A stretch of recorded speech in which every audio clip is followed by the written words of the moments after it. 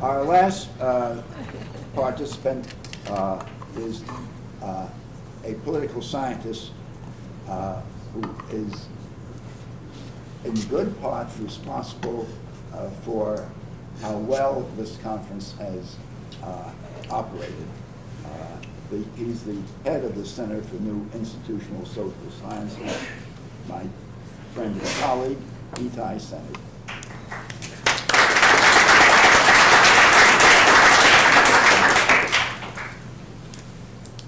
All the credit for the success of this conference goes to Alana Bain, as most of you know.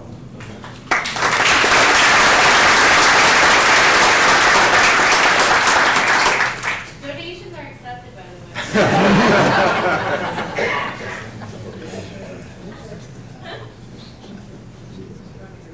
I'm an outsider. I'm not Doug's student. I'm, by the way, always the last one to show up. I was the last student that William H. Riker ever had. And that's how I ended up here.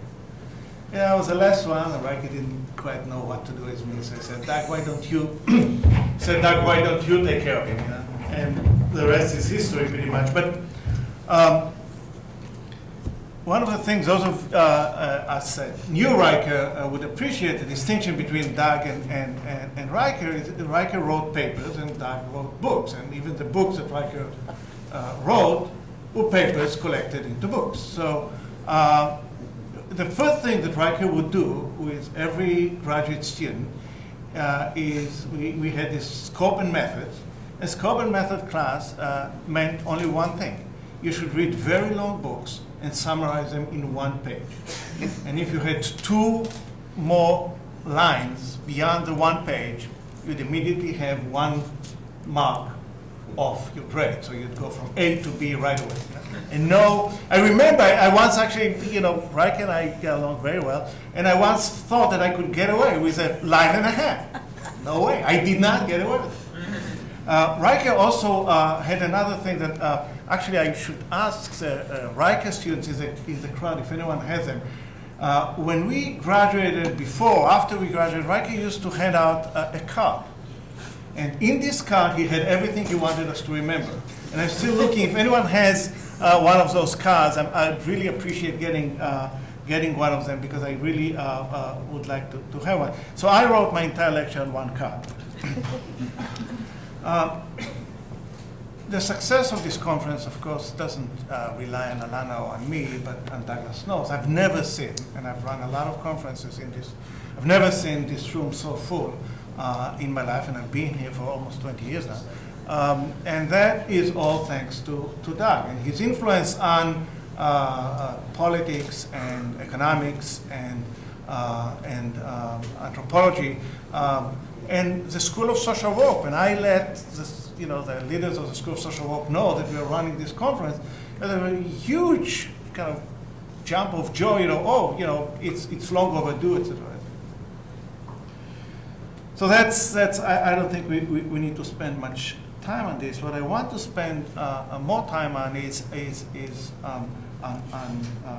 actually following immediately on John Nye's comments.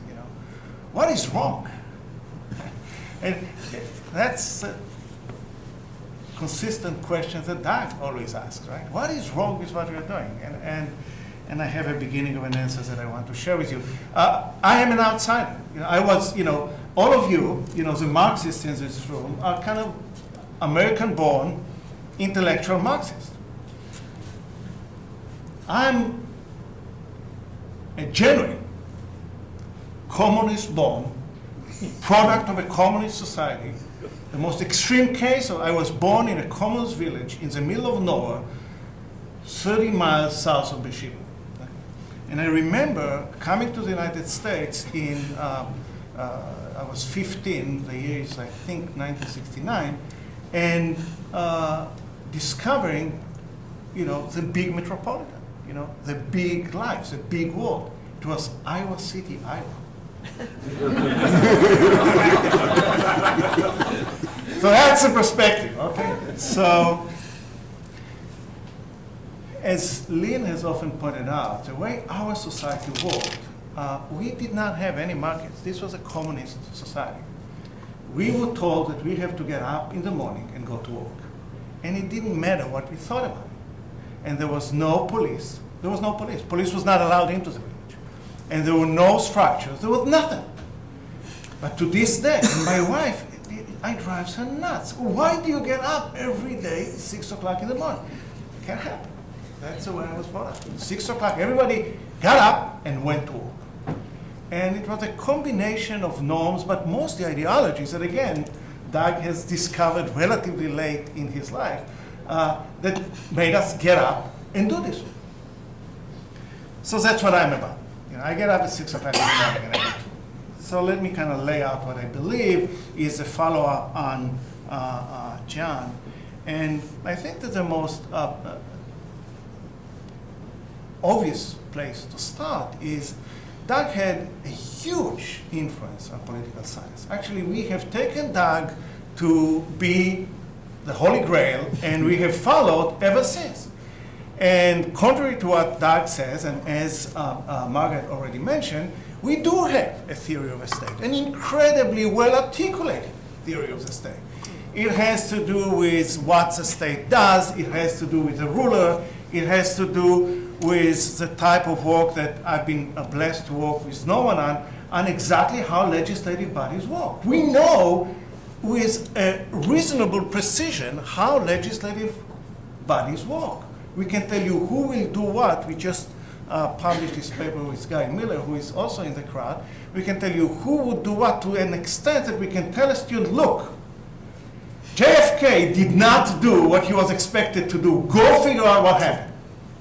And the student would come back and say, you know, there was a bridge to nowhere that was installed, you know, on the next, you know, budget, and explains Kennedy's vote on nothing else but the civil rights legislation of 1957. Kennedy voted the wrong way by a small margin, but we figured it out. That's a precision that John and I pointed to that we don't have in the study of institutions that Doug has told us to go ahead and get serious about. It's all about resolution. And what we don't have, and I think that John is exactly on the money when he points out that Doug has been somewhat lax in terms of details. Details, details, details. Now, fortunately for us, Eleanor Ostrom came along and started worrying about details. And as she told us yesterday, and you know, I have been a huge admirer of Eleanor for many, many years, and some in this room know that, you know, it is all about details, and as Eleanor pointed out, it is incredibly hard work. But again, I was born in a tiny little village in the middle of nowhere, and all they told us was, go to work. We didn't have any incentives. There was no incentive whatsoever. You'd live in the same tiny little room with 3 other, you know, members, and the only thing was, you know, ideology and norms and everything told us we have to go to work. That was the But incentive. you'd be shamed if you didn't. Shamed if you Shame, we Social sanctions Grant- all over the place. social sanctions all over the place. Absolutely. That's Grant- incentives. That, right, I grant you that, absolutely. And it was the only incentive, it was a very powerful incentive, no question about it.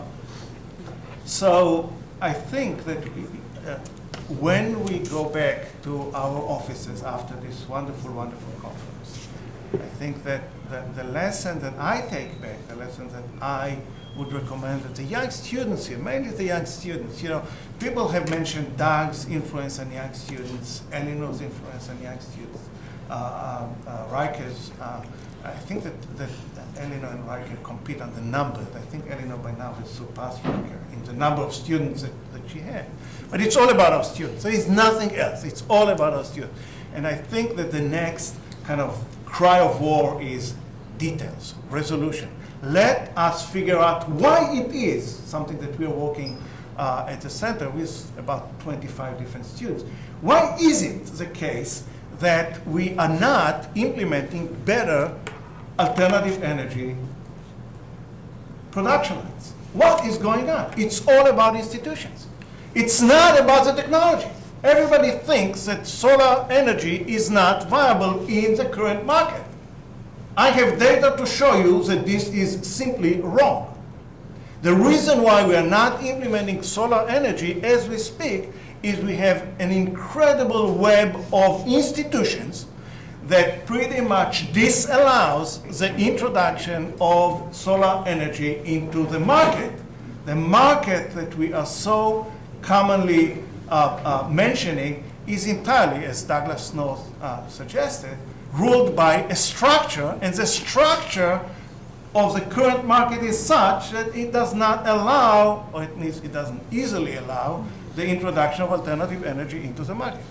So, to finish with kind of a very long, short story, just like pretty much, hopefully. just like everyone else here, I was working on my dissertation when I was introduced to Douglas North's structure and institutional change. And I think that the bottom line is that we have figured out a couple of really interesting parts of this amazing structure. And there are about 200 or 300 more different parts to figure out. So.